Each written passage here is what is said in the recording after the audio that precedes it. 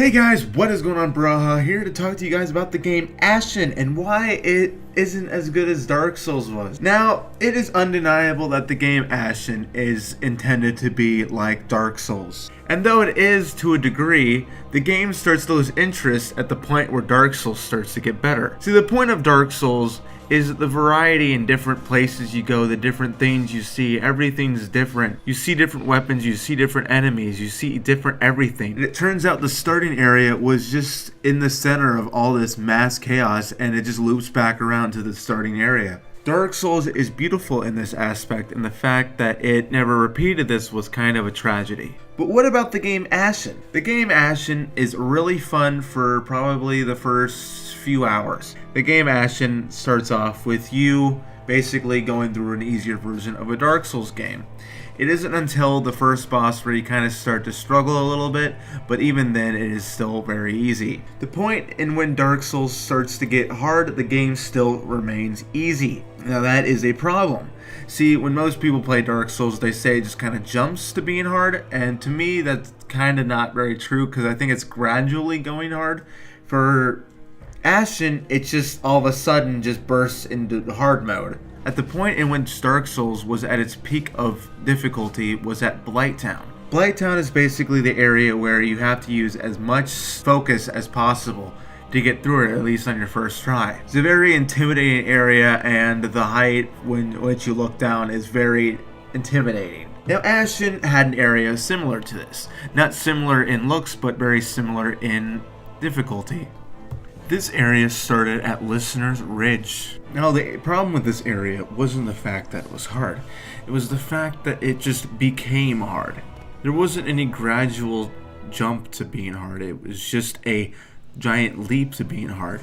This is what a lot of people like to call a beginner's trap, because what happens is basically the game kind of lures you into this false sense of you knowing what you're doing, like, oh hey, this is an easier version of Dark Souls, but it turns out that the game is just as hard, just at the wrong parts. Now, is that necessarily a bad thing? No, but the fact that it kind of throws you into this area and you don't know where you're really going is kind of difficult.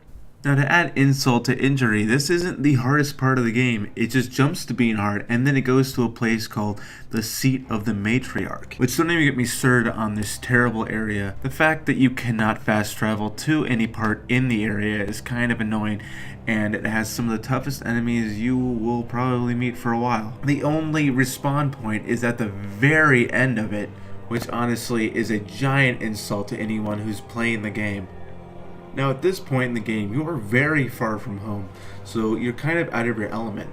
Now the problem they had with the Seat of the Matriarch, the amount of score you would get in the area was pretty large. Through each run you would probably get around 20,000, which is a quite large sum of score. The problem is with the cave system, and you not being able to fast travel through the caves is pretty stupid. Let's say you can level up a weapon that you really like very easily with 10,000, and you are at the end of the Seat of the Matriarch with 30,000.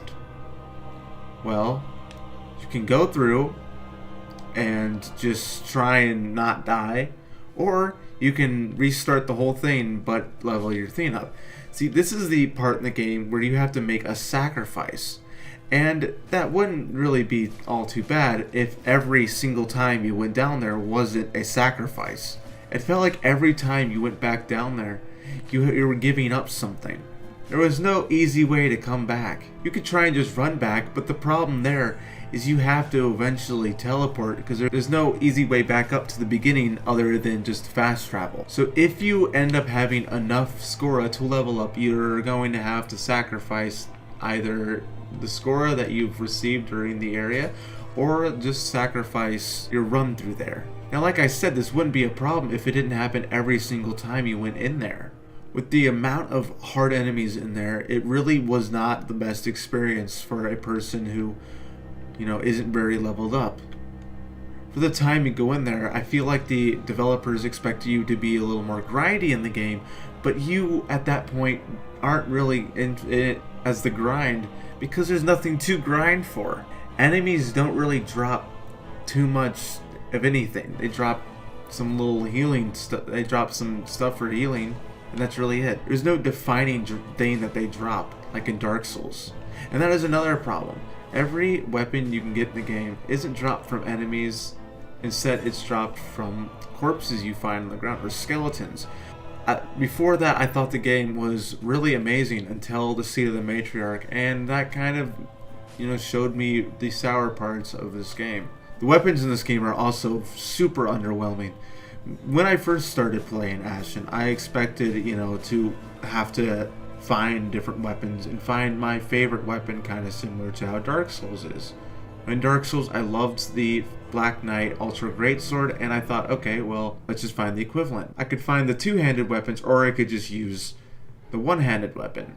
Well, the two-handed weapons are kind of useless. If you like them, it's all great for you, but for me, it seems like you can never actually get enough time to hit. And people who are out there saying, well, this, for example, the shovel, it hits so much quicker than any other weapon.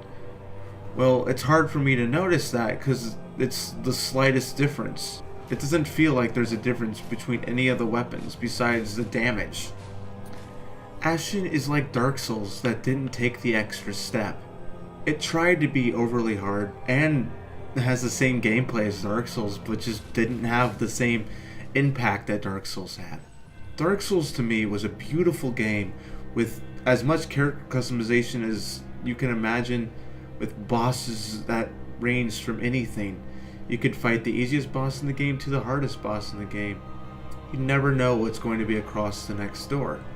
Now, though, you can think about that like in this game. Sadly enough, in this game, it seems like everything is just kind of like the same area, just copy and pasted.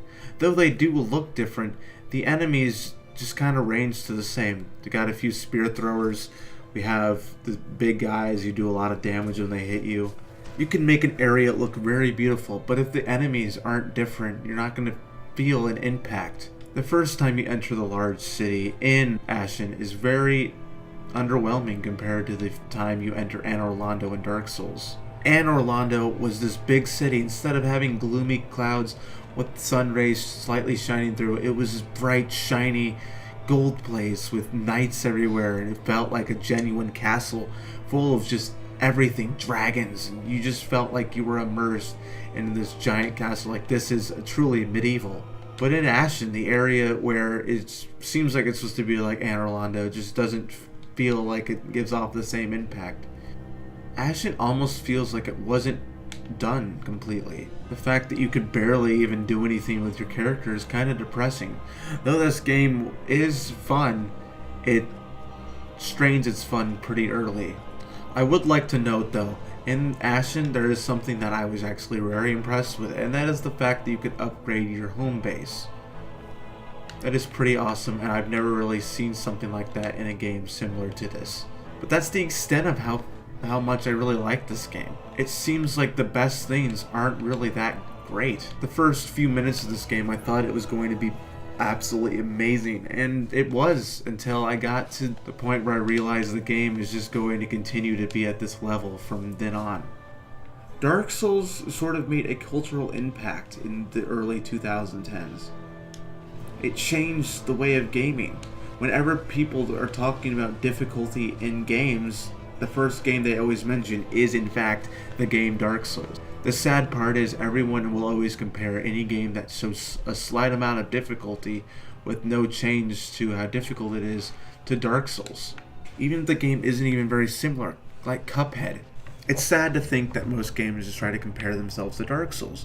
And this game is like Dark Souls, but in the same aspect, it's kind of lacking in the things that Dark Souls excelled on. The look of your character, the areas that really truly felt beautiful and then untouched, and then some areas that felt like they were smited by the hand of God, with the scariest enemies just lurking around the corner. Enemies like the Black Knight that were just randomly dispersed, and once you killed them, you could never kill them again. Ashen feels empty. It feels like a hollow self of Dark Souls. Its areas are boring, and you barely pass a glance to an area and you basically have seen it. In Dark Souls, you have things like Ash Lake, where you just sit there mesmerized by looking off in the distance. Or Anne Orlando, doing almost the exact same thing. Though I do like how the developers of Ashen did try and make a Dark Souls game, it didn't work out in their favor. If you guys did like Ashen, that's great. The game was fun. But the fact that it tried to follow Dark Souls in so many aspects and failed to deliver what the parts of Dark Souls did, it really showed it. It was kind of depressing to see it. Do I recommend Ashen? Yes. Do I think it's one of the best games that should deserve Game of the Year? No. Dark Souls definitely did. This game definitely did not. Dark Souls even made people cry. And just to show that level of depth in a story is crazy.